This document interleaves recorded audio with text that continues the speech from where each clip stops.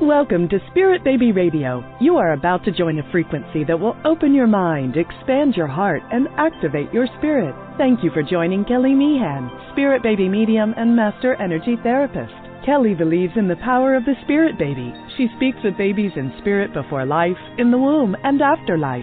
She supports, teaches, and guides others to tune into the intuitive and mystical parts of life for greater wisdom. Join her in meeting your soul baby and build your connection and relationship with deep love and trust. Welcome to Spirit Baby Radio with your host, Spirit Baby Medium, Kelly. Welcome to episode 64, June 14th, 2019, Self-Aware Being, Embodiment for Health, Pregnancy, and Parenthood. What does it mean to be embodied? How can an embodiment practice guide fertility into pregnancy? How can you develop a holistic understanding of reproduction? What kind of womb environment do you want for your baby into birth? I have a special guest, Zoe Etkin. Oh, I should have went over your name. I hope that I said that properly, your last name. Oh, okay, good. Yeah. She is a mother, a writer, embodiment doula, reproductive health guide. She began her career in Los Angeles supporting dozens of families as a fertility coach, doula, and childbirth educator. When she became a mother in 2017, she experienced the profound psychic shift of pregnancy, birth, and postpartum, and how there is renewal and death in all aspects of the human experience. Now she resides in her hometown of Memphis, Tennessee, where she and her family enjoy the bright green of the American South. She continues to write, doula, and facilitate education and support for mothers and families. And welcome, Zoe. Thank you so much, Kelly. I'm really happy to be here. Yes, I always like to kind of, where do I find these people when they come in this space? I don't even remember the moment that we met. I feel like it was probably at some birth event, right?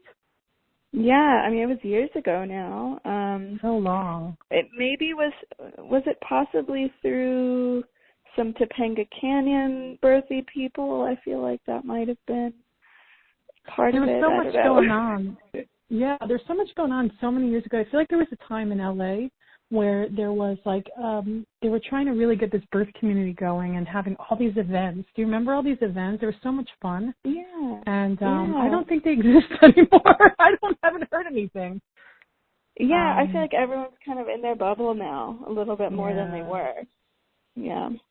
So we met that way, and, Zoe is I can't even say she does one thing. She has an eclectic collection here of doing so many things for women, for not just for women, but for families. And I know you moved from LA to you said back to your hometown. And I know it's like, wait, she's moving. I think we get so used to it because I feel like you were considered what I would say one of the more highly experienced doulas, but you also had all these other pieces in there. You weren't just doulaing. You offered so much more is what I saw and what I've heard, positive things about you in the community and still being of service in so many ways. And even though you're in the middle somewhere, look at the map.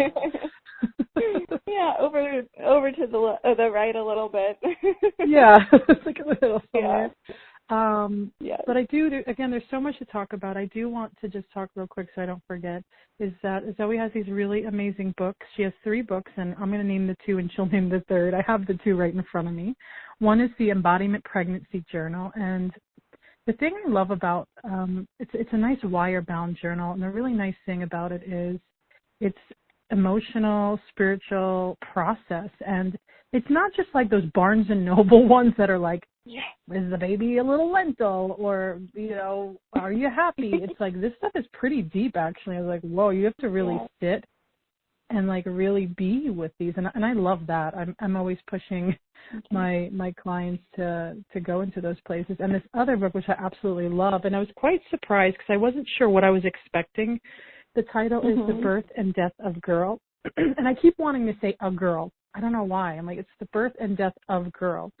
And it kind of has some chapters about sexuality and death but just, poetic moments. And I'm like, I really this is a lot for me because I'm like, I really love the way that you write. And this book, and I was even sharing with Zoe that I shared one of her poems in my death and midwifery training, and people loved it. They all want, where is this? And I still have to share it with them. And I told them about your book, but I was like, this is really good because they're just like moments. I feel like I'm like peeking into your intimate world.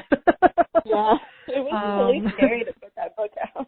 Oh my gosh, I'm sure, but I love it because it has talks about sexuality in a way. It was like so real and so like, I was like, it almost makes you feel safe to like read that. Like, oh look, she has this, and I know I've had that, but you're putting it in words for people to read.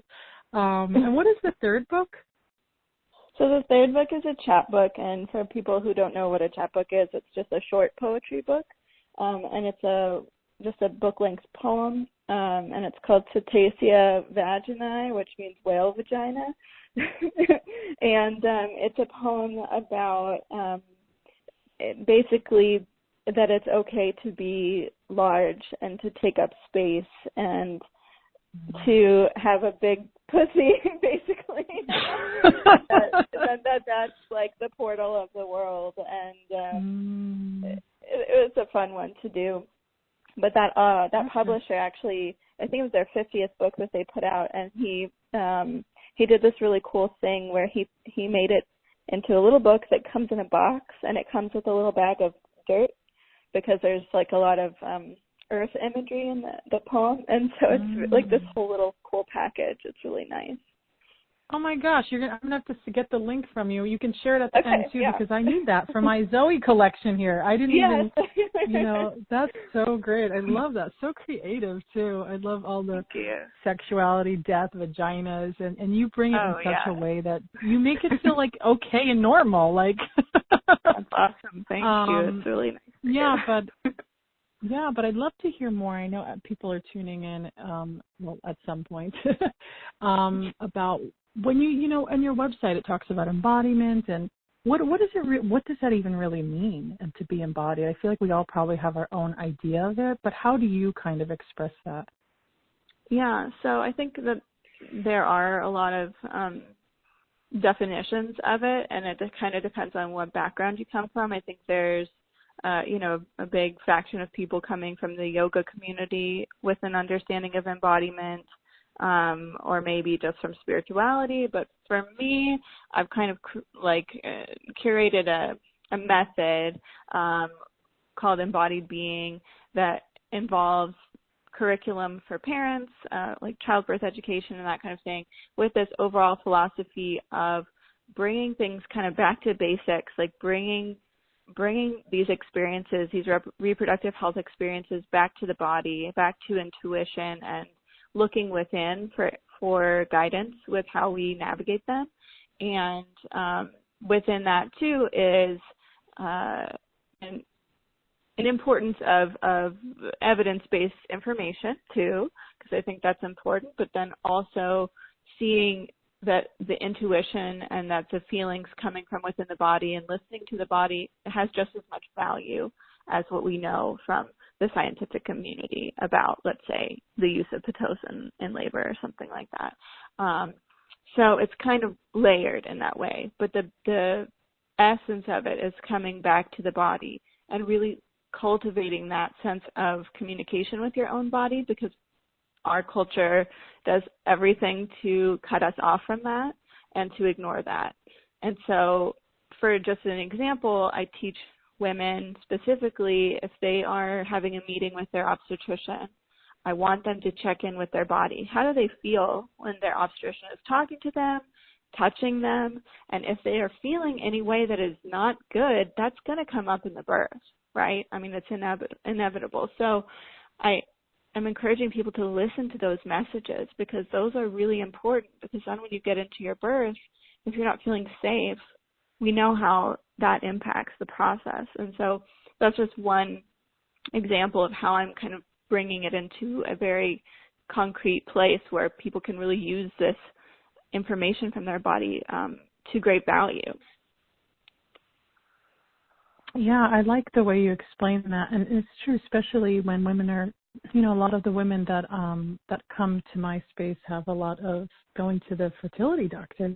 And I've heard some bad stories where they felt, not treated very well. And then we have to talk about, well, how can you go to somebody and feel safe with your body, especially if you're going through IVF, like, and then your body, things aren't working because it's like, well, there's that big stressor and you're feeling unsafe, and it's so intimate, like, you know, to go to those places, even when you're talking, you know, when I used to go to the gynecologist, I would say 15 years ago, the last time I went to like, an official sterile room, I think it was Planned Parenthood in Santa Monica. And I've just felt I just didn't realize I was being re-traumatized over and over for years. And I remember the last time my legs were shaking, and I didn't have the somatic work yet under my understanding. I was like, why is my leg shaking? And my heart was palpitating, and it just felt too much. And I remember the woman, you know, did her exam, and then I'll never forget that she took her hand and slapped me on the thigh and said, you should get that checked out, and then left me in the room sitting there. And I was just kind of like, what does she mean? Is something's wrong with me? I'm like psychologically inapt. I was like, why are my legs shaking? And then, of course, I found, after the births, I found a pelvic specialist, and they were shaking again. And then she showed me the disbursement of energy and the trauma that was just for years, but it was like nobody knew, or I didn't know, but I knew something was wrong. And so I would love to talk more about that, because I feel there's so much invasiveness that happens in our vaginas. Like, that's like when not allowed to, or we gotta, I hear women, and I'm not schooled on exams for pregnancies now, but a lot of women say the doctors, they go inside and do exams when women are pregnant. And I was like, I thought that was weird. I'm like, is that normal? Because I thought, midwives, they don't do that, as far as I know from my own experience. No, and I usually don't, and there's not a lot of reason to. And I think it's become normalized in obstetrics, so it feels normal, but I think there's some layers there that are maybe not overt to the doctor. The doctor possibly thinks this is just part of my job, but really I think what the deeper message is that they are training the women to submit for labor in a sense. And I mean, I don't think that's a reach. I really think that that's part of it. It's like, let's just get you used to this process of having your cervix stretched out by somebody, and then when you're in labor, you will be used to it. There's not a lot of scientific benefit to doing it in pregnancy unless there's a very clear issue, like a cervix is dilating and before it's supposed to, something like that. Or if an induction is imminent, then it might be interesting to know what the cervix is doing and how favorable it would be for an induction. But otherwise, there's really no benefit to those late-term cervical checks. And what I tell people is, you can do it if you want to, but know that you don't have to. And the best way to avoid it is keeping your pants on. You just don't have to get undressed in those visits. You just don't. Yeah, and that's the thing I feel like is important that you're sharing, is really coming back to, the integrity or the empowerment of the body, like that you can take a breath, check in, that's really nice. And then, you're allowed to say no, thank you, or no, like this is where the peace, right? It's like, instead of going, okay, do what you want, you have all the answers, but we, as we are embodied and intuitive with our bodies, it's like, oh, I'm not sure if this fits my connection or and I feel like it probably does go against, culturally around the world, what women's roles are. And I think it's important what you just said. I feel like I want to say it again for people. It becomes like the normal, right? Yeah. Like, we're going to do this because it's normal. Go ahead. Yeah. So they're doing a lot of ultrasounds too at the end of pregnancy now too, because they're trying to prevent accidental breech birth, and that's troubling to me too for various reasons. But it's just like, let's just let people. We need to just leave people alone. But especially, touching someone's vulva and their vagina, like that is the source. Like that is your source, and that it really means something when we let somebody in there, like that's not nothing. That's not, like, even if it's in a clinical setting, I don't care. I'm not saying it's sexual necessarily, but it is powerful, and that doesn't get enough. We don't talk about that enough. That you're letting someone into your body, and that's not something to take lightly. Definitely. Speaking here, can you hear me? Yeah, it's just sounding a little bit. Where are we? Here we go.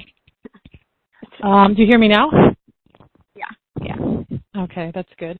This is how I do it on my podcast. I'm like, I will not go out and delete these either. I just had to change over a little bit of my technology here. But oh, really? My gosh. Yeah. But this is just such a important topic, and it kind of makes me sad at times, because I know, being a woman and what I've went through, and again, other women in different parts of the world, having their own connection experience and being able to voice how they feel, or even, starting from, even practice at home. It's, sitting in that meditative space, being reflective, or even sitting with a community of others. I always feel like that connection of community, right?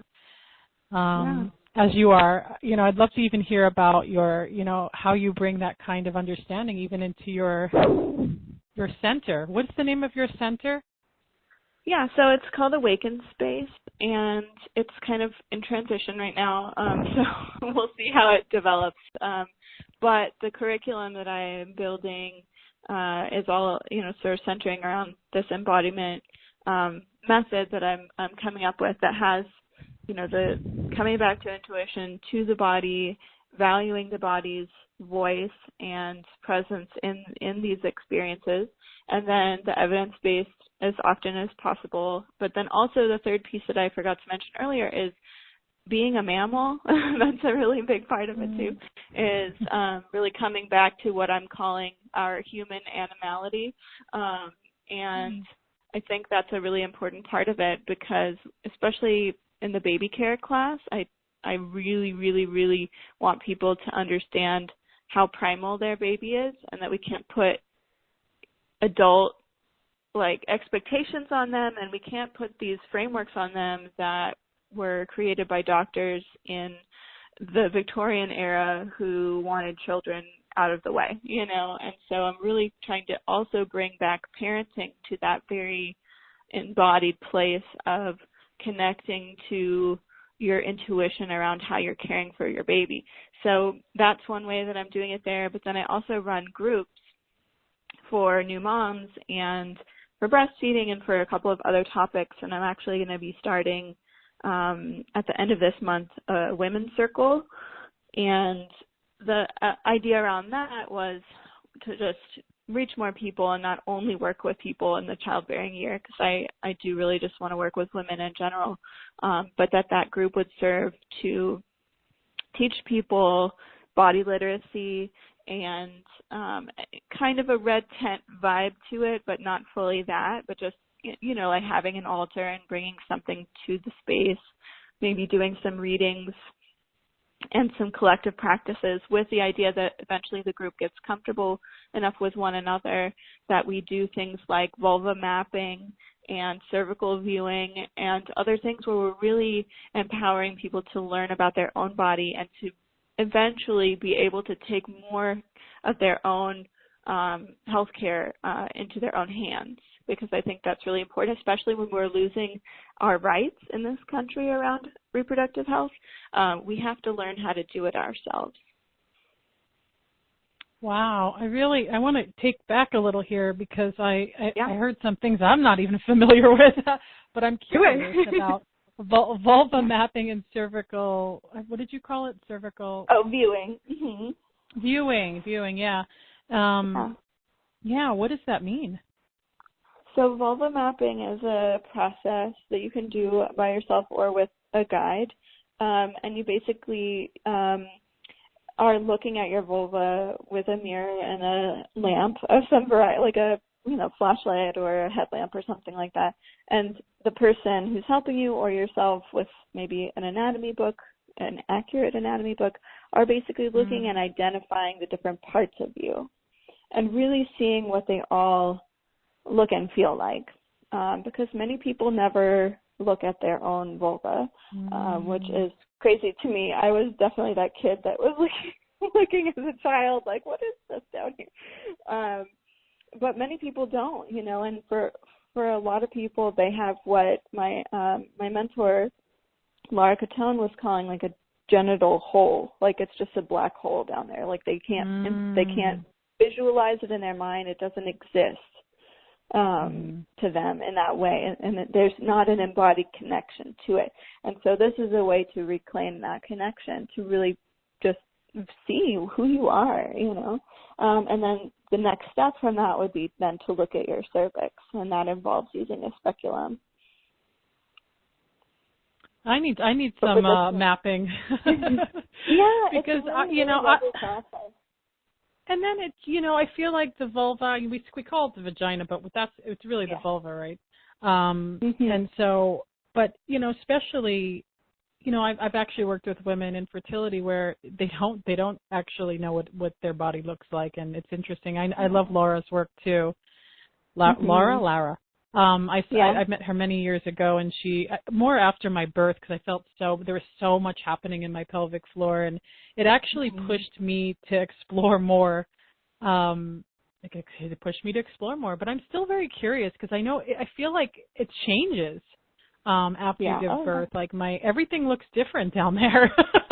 It just, I'm not going to say it looks bad or worse. It's just different. It's just the tissues, the texture is just different. And I know some people could be so negative, but I was like, I know my body has changed. And we joke with the moms over where I am in our little circle, and they say they would, we always talk about having someone come in and talk about sexual feminine reproduction at 40 and up, because we're like, right? We'll have to hire you to come here when you visit, because I would love that. Yeah, I know. I'm serious, because I was like, I don't know who this person is. And, some of these women, like most women, can be very shy about it, but they want to talk about it, or they want to explore it.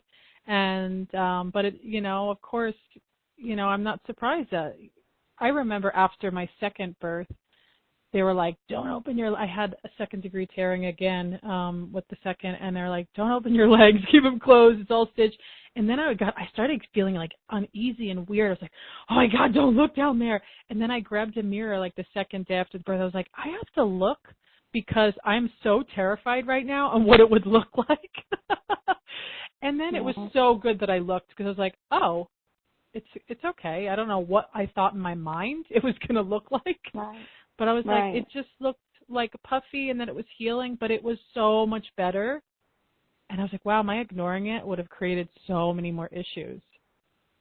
Well, that's something that I think is really interesting, because I feel like I used to, with clients, be like, don't look for a while, because you're not going to like what you see, And then I think I've really shifted my thinking around that, because now I think we need to have these practices of teaching young girls that they need to be looking at their vulva and all their body and their breasts and everything on a regular basis, so that they know what's normal for them, so that something comes up, they understand that, and so I do think it's important to look after you give birth, so you can see, okay, I have stitches here, I'm going to be careful touching this area. You have to know. So I really think that's really impressive that your intuition was like, no, I'm gonna see what's going on. I need to know that. Yeah, because I could feel in my mental space was very dark, and it was it literally could create some weird, interpretation that was completely inaccurate. It was based on fear. And I feel like when I saw it, and it was like, oh, it's okay, it looked a little puffy, it was red, or the stitching there, but I was like, that's okay. It's okay that we get to see things that may not look pretty at times. It doesn't mean something's wrong. It just means that the tissues and body need to regenerate, right? I mean, that's the thing I learned a lot with the pelvic health, is it takes time, especially after birth. I would say for me, it takes me a good 2 years after each child to really feel like my pelvic floor has become stronger. But those first 2 years for me, it's very weak, is what I learned. And so I'm going, so after the first year, I shouldn't expect things to be a certain way, It's like, oh. Right. And if we taught people to do more of these self-checks then you would have that, not you, but generally you would have more of that awareness of your limitations in postpartum, because, you know, so many women are getting told at 6 weeks, okay, you can go have sex and exercise. And all my clients here, especially, I feel like they're even more, I don't know, maybe it's just everywhere, but they're just raring to go. And I'm like, you need to take a step back here. And first of all, I want you to go see the pelvic PT before you do anything, because I know they'll listen to her a little bit more than me. But really, you know, it's just astounding to me that so many people feel this total push to get back to the gym at 6 weeks. My God, I couldn't get out of bed at that point, you know. I think it takes 6 weeks to integrate. I almost feel like it takes 6 weeks to even integrate. Like, I felt like I was dizzy for 6 weeks. Like, I don't know where I am. I'm not going to drive anywhere or do anything that requires a lot of energy. But it, you know, I mean, look at their culture with celebrities. Yeah. Like, look, they're pregnant and they're back to, and it's like, it's just this fantasy, and it's so unreal. But I like what you're speaking is teaching, you know, women at a very young age, you know, about their bodies. So it's not so, you know, where's the lesson there, instead of, you know, of course, sometimes it does come later, but that we always have that opportunity to, I'm all excited that you're talking about this. I'm like, yeah, because, you know, I hear these women. I think we spoke about this. I was with these group of women on this hike, and they were all like 60 and older, and they were all talking about their mothers in their 80s where their vaginas were falling out like a sock is the word they said, like an atrophy. And they're like, and the women were like, oh, yeah, there's like groups and groups of women like this. And I'm looking at them like, am I the only one that's freaked out? I was like, I don't want my insides falling out. What's happening? Can I prevent that? What does that look like? I was like, it kind of scared me that they were talking about it in a way like it was just what happens, like it's normal. Like, but I'm like, is that normal? I don't know. No, it doesn't have to be that way. It doesn't, and it's been normalized just like any of these things. And then like any of them, all they're offered is surgery that doesn't work, and then they end up with a hysterectomy or whatever. That happened to my grandmother. She had like several of those lift surgeries or whatever, and the pelvic mesh and the whole thing, and she eventually had to get her uterus taken out, which I don't care how old you are, that's not good for you. Like, you know, you need that in your body, and everything shifts around when you take it out. Oh, that's a good point too. Yeah, when you're removing organs that have somewhat of a value, unless they're super, super sick. What goes into the place of it? Yeah, like now everything's just kind of, it seems like it would be worse actually. I know. I don't think that's the solution. Yeah. So pelvic PT is, thank God for it, because it is really helping so many people. Yeah, talk more about that. What is, you know, I know when I've worked with women throughout the years, women have talked about tight hips or vaginitis. Am I saying that wrong? Vaginitis? Where there's different tensions, or even just in general, where do you see that women need that more physical therapy in their reproductive area? I mean, I think if you can start with it before you get pregnant, then that's the best. Because women, just the way, at least cisgendered women, the way our bodies are, you know, the way we hold gravity and everything, and our center of gravity is different, you know, from a cis male. We hold a lot of tension in our pelvis. It just seems to be probably somewhat lifestyle oriented, since we're more, sedentary now. But then you also consider, have you had any injuries in your life? Like, let's say you fell down when you were a kid or something like that. That's going to have an impact on your pelvic floor, your ligaments that are in your pelvis and hips and everything, your sacrum. So that all comes into play when you're pregnant. How your baby's going to lie in your body, how your gait is going to change as you get relaxin in your body and the ligaments loosen up. So by the time you give birth, all of that could be having an impact on your birth. And I used to be very pro chiropractics in pregnancy, and I still am, because I do think the joints need mobilization. But really, it's not the full picture. You really need the chiropractic and the pelvic PT because you need someone working on the muscles. And, that's such good information. I wish we were offered that more though. Do you know what I mean? Like, do a lot of women you meet, do they even know about that? How do you know about that? Like, how do people get that information without like? It's from other women, really. I mean, that's where I'm seeing the most sort of transference of that information. Although some of the OBs here will definitely send people to PTs, but always after, never before. I don't think that the obstetrical community at large really sees the benefit of doing it before, because I feel like they don't acknowledge that the woman's body really has anything to do with the process.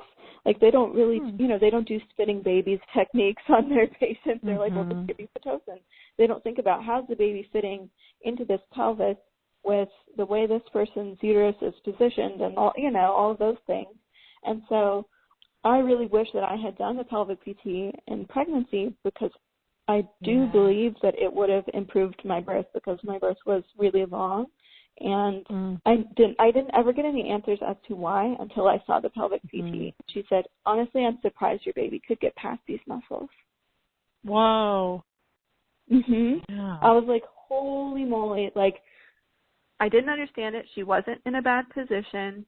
I had back labor, and usually they're in, OP or whatever, looking up. I didn't have that. There was nobody who could tell me, no midwife, anybody, and I love my midwife, but she was like, I don't know, sometimes this happens, And you're like, no, don't give me an answer. I'm like, I know, like, this is 5 days long, this is torture, Oh, gosh. And then she was like, I'm really glad that you ended up going to the hospital and getting an epidural, because you needed that help relaxing those muscles. The relaxing. There's just no way that they would have done it by themselves, because they are so tight.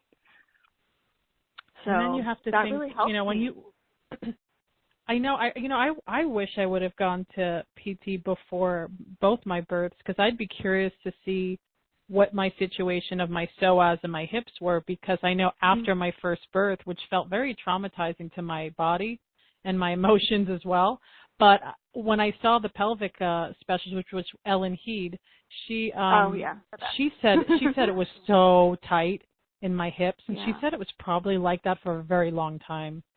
And so I'm going, but then I'm thinking, on top of the injury, it's probably even tighter, because now my body was walking weird and sitting weird for a long time, and it's like a work in progress, I feel like. And I also feel like the emotion, let's talk about the emotion that's like in the tissues. What is your experience with that?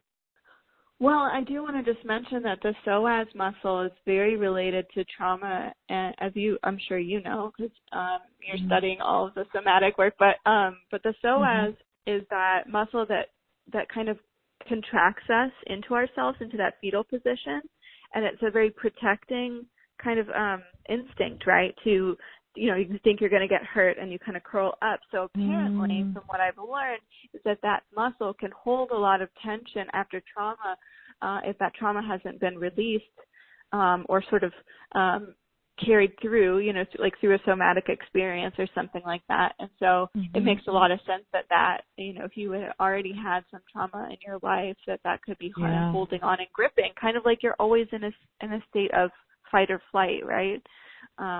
So I think there's something there, definitely. And then with the work that the pelvic PT here in Memphis does, some pelvic PTs are not created equal. And the one we have here, I'm so grateful that she's in touch with the emotional aspects, because some are very clinical and are very much like, we'll just put a dilator in here or whatever, just like a PT you might see if you hurt your knee or something like that, like very much medical, clinical.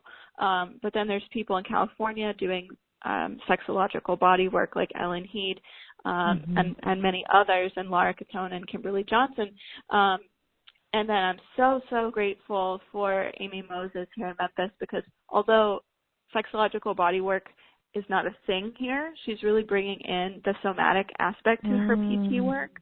And she is one of the most intuitive people I've ever met, and the session that I had with her, I was really blown away. And I feel like that doesn't happen to me very often, because I'm like, I've met some pretty rad people, you know, I feel really fortunate, but she really knocked my socks off. It was so connected.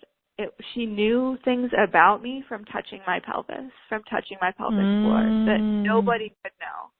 And it was just really mind-blowing. I cannot speak to that enough. And then if you can find someone wherever you are who can do that work for you, it brings such a deeper level of the work, because it's like you can put a dilator in someone's vagina all day, but those muscles are not going to respond if you don't address the emotional aspects that are being held in those tissues. And she was able to read into so many things about me, and I just really I walked away like, holy shit, like I felt changed from it, really. Like I needed that so much after my birth, because it was a crazy birth, and I needed to just let so many things go. And as I was telling her these things, she said, okay, this muscle has let go, you know, and I was like, wow, like it really works if you're open to it. I'm sure if you're not open to it, you know, you might be holding on if you were nervous. Holding back, yeah. I trusted her, you know, I just felt very trusting of her. And that was one of the most embodied experiences that I've had with another person. It was very intimate, very non-sexual, but it is sexual. You know, it's like we don't need to be so afraid of sexuality too. But it wasn't like sexy times. It was like, this is some real deep work that we're doing. And it's more than just what's happening on the surface level. Like, this isn't just releasing some muscles. This is releasing a lot of trauma and a lot of feelings that I didn't process through my own birth. And I think that it's just one of the most valuable modalities that exists right now for people who have a vagina. Yeah, and, you know, as you're saying that, I'm thinking about when I was with my first time going to meet with the pelvic specialist, Ellen. It's good because it's like a 2-hour session. I need that first hour to talk and like feel comfortable, and then I remember at one point, and I always am like, now I don't know where that feel. You know when you're in the moment and you feel an emotion, and you want to capture it again because you're like, what is this? It feels so free and so vast. I felt like, I remember my legs shaking and tears streaming down my eyes, and I wanted to hold back out of just protective mechanism as she's, you know, between my legs with her hands inside me, and I'm going, and she's feeling the scars. I have many scars. And all of a sudden I felt this window of energy where I felt like what it was like to be a woman free of sexual shame, sexual deviancy, sexual fear. And it was that moment that would just blew me away, because I realized if I can feel that based on this releasing of whatever these traumas are, that potential is a part of me, and there is a sense of freedom in that. Like, there is this, and I never ever knew that. Like, I never knew that was possible. And then I'm like, where is that feeling? Like, where is that connection? Yes, like if our partners touched us that way, if men could learn to do that and to care for a vulva and a vagina in that way, if they're, you know, in a hetero relationship, because I feel like it's different in the lesbian community. I think there's more reverence for vulvas in the lesbian community than there are in the hetero community. But I think, you know, going back to young women needing to learn these things and learning their bodies and these skills of self reproductive health care, it goes for the boys too, you know. And I know you have boys, and I think there's opportunity there with the boys to teach them other ways to deal with sexuality and to have reverence for their own bodies, certainly, and for other people's bodies. And I think that's where we need to go with the education. I mean, sex education is such a joke right now in this country, but because it's almost like it's an add-on, right? It's like you just take it in the middle school or whatever. And it's like, this is kind of the most essential education that we need to have, is education of our bodies. Because I feel like, and I've said this for a while, but I really feel like the human body is like the final frontier in a way, because there's so little that we understand about it, you know. And we know more about that space. Up because we know more about what? About outer space, I feel like. Oh. But, you know, even as you're saying that, I'm going, they shouldn't even have sex education in school. I mean, I don't even know where it fits in. I'm going to learn math, science, a little bit of vagina and anus in there.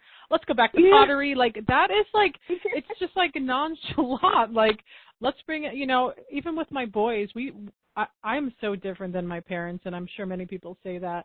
Like, you know, my children are mostly naked, and my older one's, you know, talks about his penis quite often and touches it and does things, and we talk about it. And it's like, you know, I check in with my own energy. Like, are you going to make it weird, or is it going to be okay, or how far do we go? Like, what are the rules here? And I feel like I want my child to learn about his own sexuality and his body from me, not from some strange person at a school that's just teaching it to teach it. Like, do you remember sex ed in like 5th grade, I think, and it was weird. I didn't learn anything. No, nothing valuable other than like putting a condom on a banana. Like, what am I going to do that? Do we put condoms on bananas? Is this how that works? Right. But I do think, you know, I think it has a place, because it has to, because we can't trust, in our country at least, that people are giving their kids good information at home, unfortunately. So we have to combat. That's really sad. Yeah, it's really sad. It's really sad. But we do have to combat the abstinence-only kind of faction of things. And so I think that there is a place for it in public education, but it's really not good the way that it's being done now, because it's very much still focused on STD prevention and pregnancy prevention, which is important, but there's no talk about pleasure, about consent. You know, that's where I think people who are in the sex ed community are trying to promote, like, let's move toward that. Let's teach about same-sex sex, because, you know, those kids aren't getting any information in those classes. Yeah, I mean, that's and anal sex does carry more risk of STD transmission, and those boys especially, they need, you know, gay boys need to have that information, and they're getting left in the dark, and they're probably not getting that at home. That, I feel like that would probably be harder to find at home. So it's a bigger problem than I think that we can solve right now, but definitely the home is the first teacher. You know, the parents are the first teacher, and if we can educate ourselves to do that good work with our children, to teach them, you know, bodily autonomy and consent and literacy of all of their body, not just their genitals, but everything, and just make it normal, like, this is your elbow, this is your testicle, whatever. That's really gonna help our kids, and I do hope that enough of us in our generation are doing that work with our kids, so that by the time they're older, that will be more normalized, because that really needs to be more normalized. I mean, I've been talking to my daughter, this is your vulva, this is your vagina, you know, and she's been saying her vulva, my vulva. I'm like, yeah, your vulva, exactly. Mommy vulva? Yes, like, mommy has one, grandma has one, you know, and I think, just like anything else, I'm like, you have nipples, these are your nipples, this is your shoulder, you know. But then when she's bigger, you know, more will come up, certainly, and that's where we start, you know. I have no problem. I mean, when she's big enough to understand it, I'll give her a mirror and let her look at her vulva, and I'll explain to it what it is, and I don't want her to be in the dark about anything, you know. What a lucky girl to know at a young age. I mean, there's a whole other conversation, but there was so much I didn't know, and like I couldn't figure anything out, and I didn't know what to ask. I was too embarrassed, and my parents weren't giving me any insights. So then I'm going, I don't get this whole thing. No, and even my parents, who, I mean, I learned from my mom about things, you know, not really from my dad, but I didn't even No, like when my period started, the first time it was brown, and I was like freaking out. I was like, what the hell is this? Because everybody told me it was going to be just blood, you know. Nobody told me it would look different, or that there was different kinds of cervical mucus and discharge. And it was just like, nothing's happening to me, and then I'm bleeding, and then nothing is happening to me, and I'm bleeding, you know. And that, all of that information I really want to be teaching, and eventually I would like to make classes that are for moms and girls together to learn about menstruation and that kind of thing. And I've also been thinking about creating a curriculum for parents of how do you teach sexuality to your children. That's a good one, because I need that one. I'm like, I know. I'm like, how do I do this with my son? Like, where do I begin? Is it too early? Is it not too early? And I'm getting mixed reviews by parents. Too early. Yeah, I mean, for me, I think there's age-appropriate information at every stage. Yeah, and you're not getting to, that's true. Yeah, I mean, you're not explaining all of the details to a 4-year-old or whatever, but there's things that they could know. But there's a really great training out there. I've yet to take it, but I really want to. And I think it's called Our Whole Lives, and it's a sex educators training, and they have everything from like preschool age through adult sex ed, and it's actually through the Unitarian Church, which usually church-related things I kind of shy away from, but they're great. I think someone mentioned how phenomenal it was around here, and that sounds familiar. It's a really, really comprehensive curriculum. It's very much consent-based, teaching factual information, and I hope that someday I can do the training because I think that would really help. And then my hope, too, is that the school that my daughter's going to, she's starting in the fall, we're going to kind of trade some services for tuition because I went to that school, so they're being a little bit lenient with us, which is very kind of them. And I was like, I'll teach the sex ed to the middle schoolers. Oh, how cool would that be? Right? Wouldn't that be awesome? So I'm hoping we're going to meet with her soon and talk about what we can do to serve the school, and I hope she'll be interested in that because I think it would be really fun. Yeah, and how I want to bring it back now. We're coming a little bit to the end here.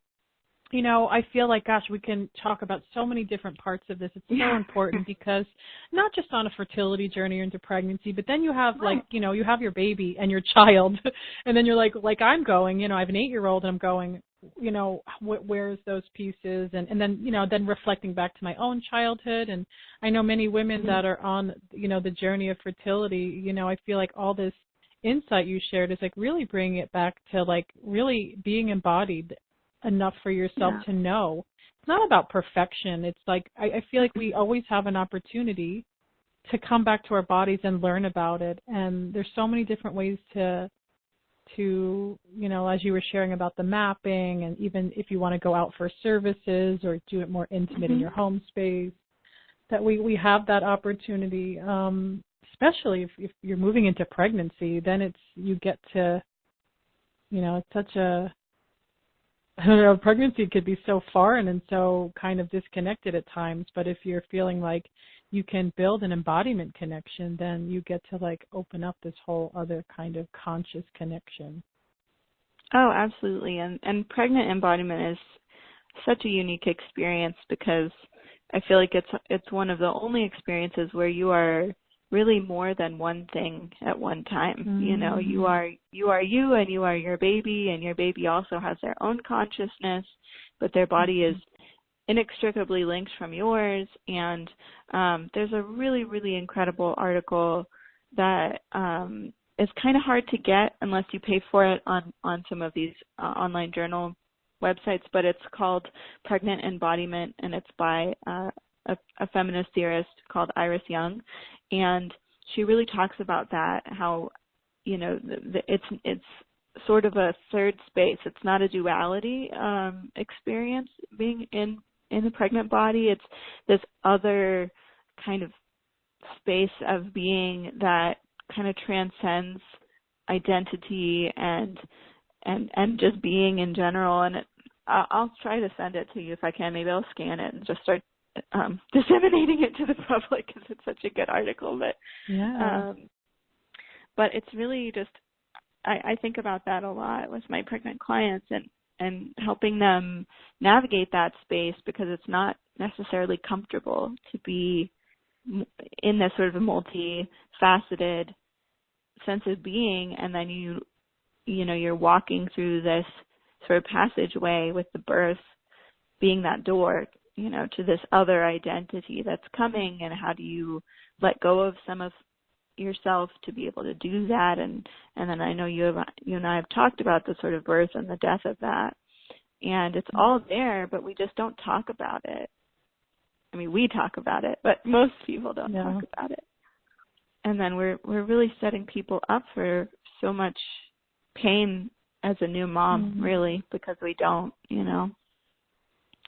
I see so many new moms in so much spiritual and emotional pain, including myself.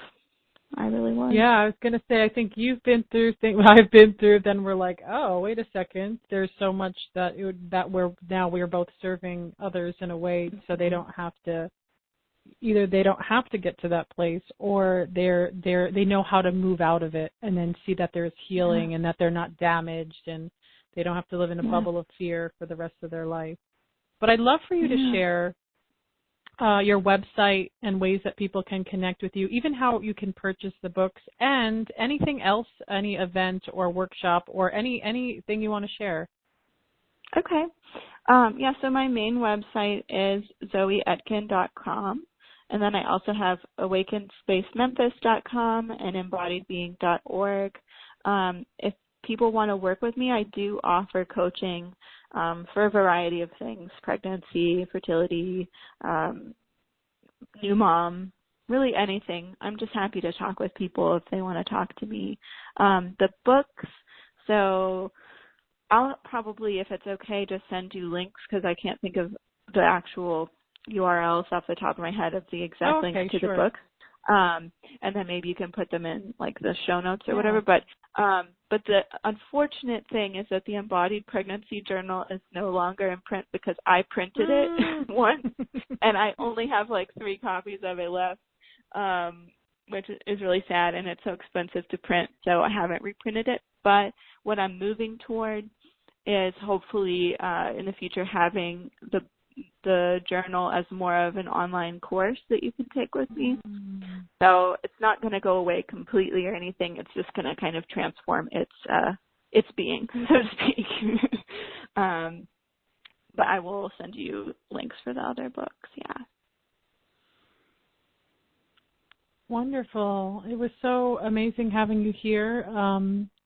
Just sharing so much great insight. Thank you so much for being here. Thank you. It was really good talking to you. I really enjoyed speaking with you, Kelly. I think we have a lot of interesting wavelengths in common. I know. I was like, I feel like we could keep going and going in all these different little subcultures of topics, like sprouting them out into the next conversation. Yeah. Well, maybe we'll just bounce back and forth on each other's podcasts. I know. Yeah, Sarah. Well, who knows? Maybe someday you'll join my... I want to do a spirit baby fertility workshops, but you could be my sex expert. Yes, that would be fabulous. And that would be amazing. That I've gone back to LA, I would love that. I went back to LA a couple of weeks ago for a really short weekend, which was a little traumatic since I had really needed to leave LA. But now that I've broken that chain, so to speak, I feel like, okay, I can come back now. Maybe I can do some work while A lot of people say that. A lot of people say that leave, they come back. It's kind of chaos here, but you come back to work. That's all. Yeah, right? I feel like I could really do that. Yeah. So we'll see. We would love to have you here. That's very kind. Thank you. Well, if you like my podcast, please subscribe and leave reviews. Thank you for joining Spirit Baby Radio Podcast this week, and please check out my newest book, Sacred Communication, a Spirit Baby Journal. You can learn more about my services, from supporting people all around the world in private one-on-one online classes, programs, and private VIP retreats at, well, I'm going to give you one of my websites, kellyanmeehan.com, and you'll hear the next website. This is Spirit Baby Radio. Thank you for joining Kelly in the energy of awareness, love, healing, and soul communication. Please join the next episode at www.soulbabycommunication.com.